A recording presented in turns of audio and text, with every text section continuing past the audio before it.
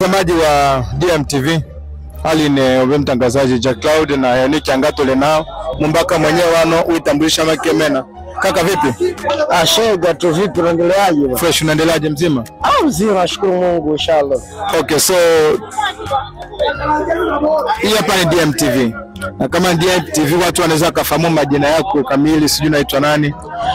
Ndio, kwa majina naitwa Michael Mjizo ama Michael Diaombe. Okay, so mada kuu ambayo mimi nauliza ni kuhusu uchaguzi. Tulikuwa na uchaguzi wa Bondo hapa full. Kwa hiyo kwa upande wako hii uchaguzi ulionaje? Ulipiteje? Uko sawa ama uko sawa? Na kama uko sawa, kwa ni kivipi? Uchaguzi wa leo ulikuwa sawa. Ulikuwa shega kabisa, yani kwa sababu tumempata president mpya. Ilikuwa sawa kabisa. Lakini kuna baadhi ya watu ambao wanasema kwamba uchaguzi haukwenda sawa, sijui kama kunapita rushwa, sijui kama kunapita nini, sijui hao watu nawaambieje ambao wanazungumza maneno hayo.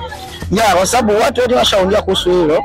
Wanasema labda kuna malipo ilipewa ili watu wabadilishe matokeo, yani hadi wakoe kama vile wanabadilisha.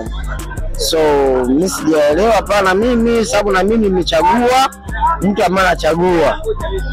Umenisoma pale ndugu yangu. Ndio hivyo. Haina shida. Kwa hiyo neno la mwisho ambao naweza kuambia wabondo ambao wanakutazama ambao wanaangalia TV yetu ya DMTV. Kwa watu ambao wanaangalia sasa hivi,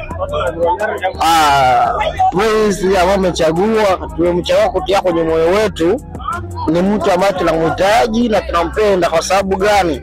Sisi tena tuko vijana, hatutaki tena wazee ndugu yangu. Wazee washapita bana. Tunahitaji wa vijana, tunahitaji wa nguvu kazi. Hatutaki na vijana, hatutaki wazee. Ndio kitu ambacho tunahitaji sisi. Tunahitaji wa vijana kabisa.